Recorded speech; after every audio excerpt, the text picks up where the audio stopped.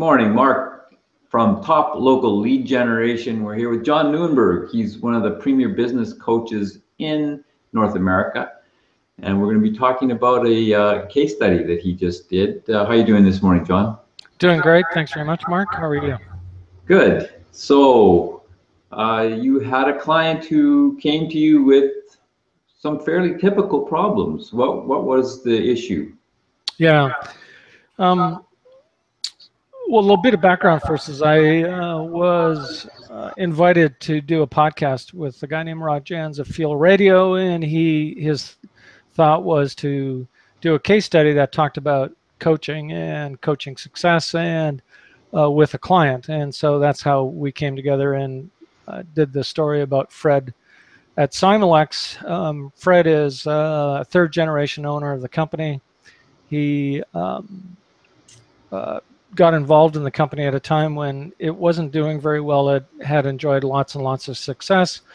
The founder, his dad, was no longer active in the company, and they turned it over to some professional management, and they kind of run it into the ground. And then Fred took it over, and he became the operating manager of the company. And he did fairly well for about 18 months, but at a significant cost to himself because he grew to a place where he was working night and day and exhausting himself and trying to do everything that needed to be done, everything from managing the plant to doing engineering to doing sales and marketing and to assist in the accounting.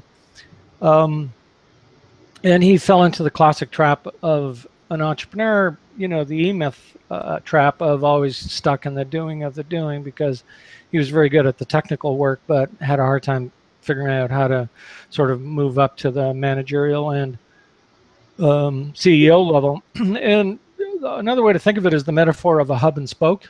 And he was the hub of the wheel that was his business, and all of those spokes were people in his business who needed to consult with him on a daily, if not hourly basis in order to know what needed to be done next. And this was exhausting. He hadn't been on a vacation in 8 years. For 8 years in a row, he'd promised his wife to go to a conference in a business she was involved with. And, as the conference drew near, he bailed out, and that became a bigger and bigger problem for him. So he reached out, we connected, we had a phone call, we met in person. That was 15 months ago. And today his life is a whole lot better. His business is a whole lot better. His sanity, sense of well-being is a whole lot better. And, so I invite you to follow the link. That's part of the story here, so you can get the rest of it.